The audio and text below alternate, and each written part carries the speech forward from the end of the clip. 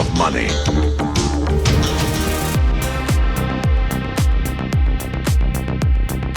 Hey everyone, John from Let's Talk here. Today I decided to make a little bit of a special video. Thanks to a recommendation from Lord Raiden, one of our subscribers, I decided, you know what, I wanted to talk a little bit about 1961's The Hustler and 1986's The Color of Money, because these two, The Hustler is the original to the sequel, The Color of Money, both of which star Paul Newman as Fast Eddie Felson. It's probably his most significant role, right up there with Cool Hand Luke and Butch Cassidy and the Sundance Kid, The Sting. It's probably one of his most famous roles, and it's honestly one of my favorite roles ever. The Color of Money is right up there with me with The Verdict as his best films of all time. Both of them came out in the 80s, so I really liked him when Paul Newman started aging into himself in the 80s. I think that's when he really put out some of his best performances. But we're here today to talk about both The Hustler and The Color of Money. So before we dive into all that, if you are a fan of movie reviews, 4K Blu-ray reviews, some tech and game reviews along the way, and now we do podcasts, if you are into all that, then this is the channel for you, and nothing helps this channel out more than by you liking this video and subscribing to the channel. So The Hustler, it was originally released in 1961, stars Paul Newman, Jackie Gleason, George C. Scott, and Piper Laurie. Everybody does a phenomenal job in this movie, but the standout are definitely Jackie Gleason as Minnesota Fats and Paul Newman as Fast Eddie Felson. Although George C. Scott is becoming one of my favorite actors of all time. Between this, The Exorcist 3, and then obviously I think his best performance ever is in Dr. Strangelove. I think he's just hysterical in that movie. He steals that. Barrel that baby in so low. I mean, you ought to see it sometime. It's a sight. A big plane like a 52 room.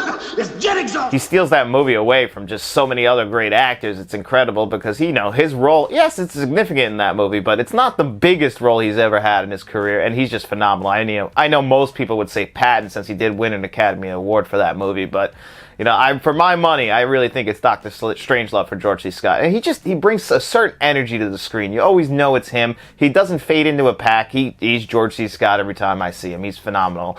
But in this movie, we get Minnesota Fats played by Jackie Gleason. And you know what? World-class performance from Jackie Gleason. Jackie Gleason is most known for his comedy. You know, he's the guy who starred in The Honeymooners. And then for people like me, you know him from Smokey and the Bandit. He was great as the sheriff in that movie. He has some of my favorite lines in film history in that. He's hysterical. But in this movie, he plays just a regular guy. Like, he's the best pool shooter in the land, and Paul Newman's Fast Eddie Felson decides, he takes a liking to him. He wants to beat him because he's the best. And Fast Eddie Felson thinks that he's the best. You know, he's a hustler. He's the guy. And he moves around these tables so fast, whereas Jackie Gleason's character, you know, he kind of just looks at him and he knows the flaws in him. He knows that, you know, he's energetic. He's got an alcohol problem. You know, he hasn't gotten out of his own way yet. So, you know, Minnesota Fats kind of just plays along with him. He knows how this goes, and especially in the opening scene when they have their game. And, you know, Fast Eddie Felson builds up a nice big lead. You know, he's got the money and he could easily just walk away, but that's not in him. He doesn't have that in him. He has to embarrass the guy. But Jackie Gleason's like, all right, I'll keep going with you, buddy. And what happens? He ends up breaking. He ends up losing all of his money. I think he ends up with $200 before Jackie Gleason's Minnesota Fats decides, you know what, buddy?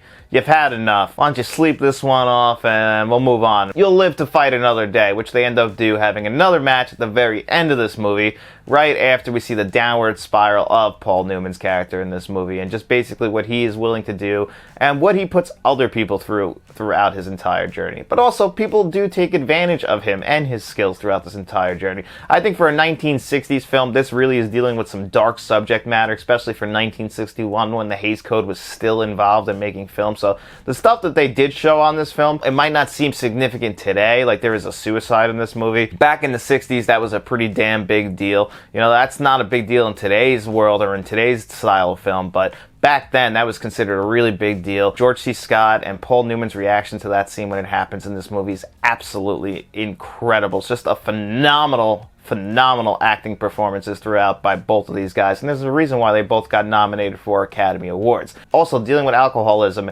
is a pretty big deal in this film, and I really think they did a good job with that. You know, usually when you have a female actress like that back in the 60s, we don't really see them have their fatal flaws like we usually do with the male actors, but both Paul Newman and Piper Laurie's character, they're struggling together, and I really thought the way that they tackled that in this film is almost perfect. Now, the problem with this movie compared to The Color of Money is the pacing. It feels very much like a 1960s film. It's paced pretty slow. The pool scenes themselves are really not as good as what The Color of Money, and I feel like that's what The Color of Money actually was concentrating on, was increasing the sports scenes, increasing the pool scenes, the billiard scenes, making it feel more bigger and action heavy a little bit. Kind of, modernized the sports film. But in the 60s, this was a pretty damn good sports film. You've kind of felt the competition.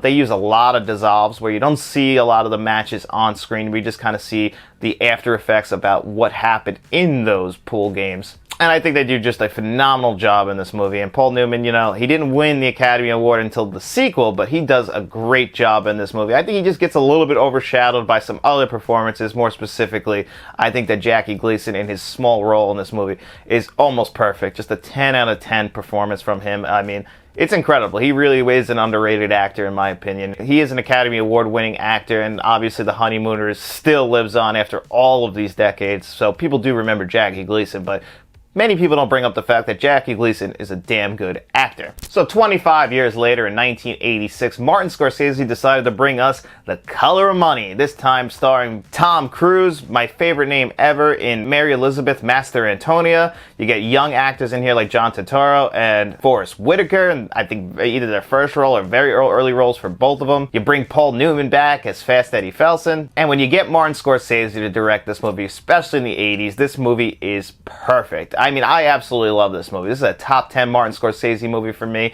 This one gets really lost to the test of time, and I cannot figure out why. It's got all the makings of a great film. You get all the Martin Scorsese needle drops. Some of my favorite songs ever in this movie, so maybe that's why I'm a little bit more nostalgic for this, because in the opening scene, you get Phil Collins' One More Night playing, and I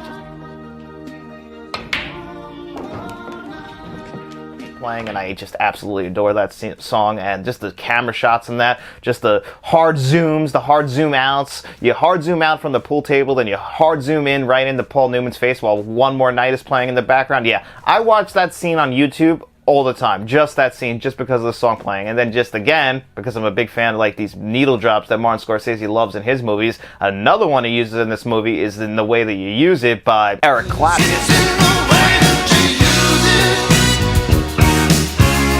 Another song that I absolutely love, and I just think of this movie every time that they play it. Although Rick and Morty used that song pretty damn well, and a couple seasons ago, I thought they used that song great. It's a phenomenal song. Eric Clapton, another one. I mean, he's not underrated. Everyone knows who Eric Clapton is. This is the Tears in Heaven guy, and forget it, from the 60s. The guy knows how to play guitar, and he just does a great job with this movie. In that one song, when that needle drop plays, I think they play the whole song perfect. I just love that. The pool scenes in this movie are just way better than The Hustle. That's what they improve the most. You really feel the competition. This feels more like a sports movie. It's really about the competition of being good at pool, while still seeing that Fast Eddie Felsen does have those flaws that we saw in the first movie, but now he's kind of learned from them, and he's trying to lead Vince, played by Tom Cruise, not to make the same mistakes he does, while also kind of using him to get ahead and kind of like rebuild his own confidence, because now he's a whiskey salesman. He hasn't played pool in all these years. He doesn't think he has it in him. He really needs to use somebody else to still scratch that itch. Early in the movie, he's using John Turturro for that, and then he switches off to Tom Cruise's Vince, which I also love in this movie, in the fact that wherever he works,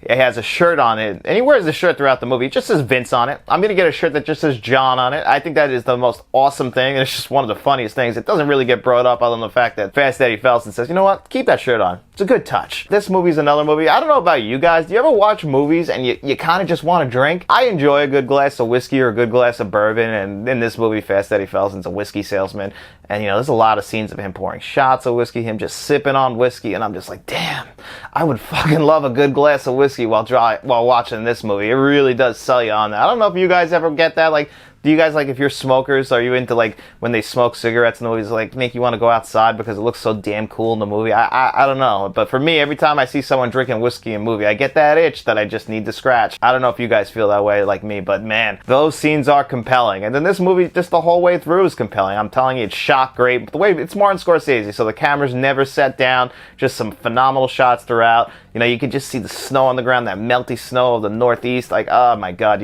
I don't know why people don't bring this up as one of Martin Scorsese's best. It's another one that kind of like After Hours. I feel like people just always remember 70s Scorsese and 90s Scorsese, and we kind of forget about the 80s because, we got movies like this, After Hours, The Last Temptation of Christ. Marty was still firing on all cylinders. Yes, in the 90s we get Goodfellas, Casino, Cape Fear. We get them all in the 90s, some of his greatest films ever, but, don't forget that the 80s, he was still around, and he was giving us some damn good quality films. And luckily for us, Fast Eddie Felson finally earned Paul Newman that Academy Award that he should have won earlier. I mean, I think he should have won for The Verdict. I think that's his greatest performance ever, but I guess they weren't going to give him 2 in the 80s, right? That would have just been silly. But yeah, Paul Newman is phenomenal in this movie. Tom Cruise, he's Tom Cruise. He's still all over the place. He's still that energetic guy. I think this is really, like, actually, if I'm correct, they were filming this movie and they had to go back and do reshoots for Top Gun, and that's why his hair is like all, like he just came out of the shower, he's got a towel around his head, and the female actress, I'm drawing a blank right now on what her name was, she had a hat on. It's because they had already been shooting other movies, so they changed their style, but they had to get that like love scene to get more of a, try and build up their relationship more in Top Gun. I guess they felt like it was missing something. I don't think they nailed it because the sex scene in Top Gun is absolutely awful. No chemistry whatsoever. But anyway, that's why his hair is longer in that scene, because he was in this movie playing Vincent. Another good performance, just not his best performance, and everybody does a good job. Forrest Whitaker in a small role does a great job. John Turturro, he's there, he does a good enough job. Mary Elizabeth Mastrantonia, man, she's never been more gorgeous than she was in the 80s, I'll tell you that. Between this and Scarface, definitely, she was beautiful back then. Man, and she does a great job in this movie. Great performance. I mean, she always acts good. I always think of her, though, from Perfect Storm, where she acts pretty damn good in that as well. Underrated actress, in my opinion. Oh, The Abyss also, she does a great job. And great actress. Everybody is great in this movie. Check out The Color of Money if you haven't seen it. And because we just love to talk physical media here, before we get out of here today, I want to give you guys my quick thoughts on both of these Blu-rays. This is a 2011 Blu-ray. This is a 2012 Blu-ray. Both of them, in my opinion, are not great.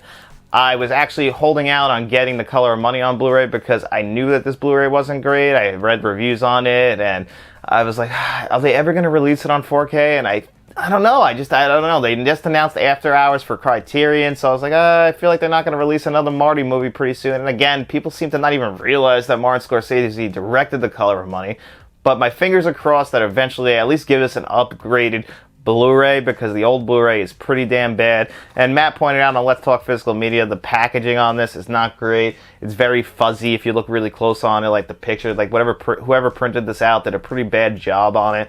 And overall, it just feels like a very cheap Blu-ray. It doesn't look good. Like, the audio is alright, but it feels like a poor stream of a movie. It feels like an upgraded DVD. It's just really nothing special there. And for a movie that I truly love, I would love a better version of that. I didn't spend too much money on it. I got both of these combined. It cost me $20 from Amazon, so I don't feel like it's too much of a loss. I would just really like them to upgrade it, because I think for a film like that, it really deserves it. And then The Hustler, a movie that's in the National Library of Congress for being culturally significant. This is the best Blu-ray we have gotten from this. It came out 12 years ago, and the black and white needs some work on it. I felt like throughout the film, there would be scenes where the deep blacks were like just way too gray. It actually looked like a very dark film. I feel like if Criterion got a hold of this and put it through the way they make their black and white, or even Kino Lorber, the way they make their black and white 4Ks, there is a great 4K in this film, and a movie like this truly deserves it. It's not my favorite film of all time. It's not my favorite classic film of all time, but I do want to go back and watch this with a better version, with better